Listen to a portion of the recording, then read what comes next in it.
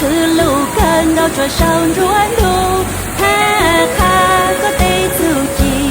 của phung gạo chua hung là tê nô vang chữ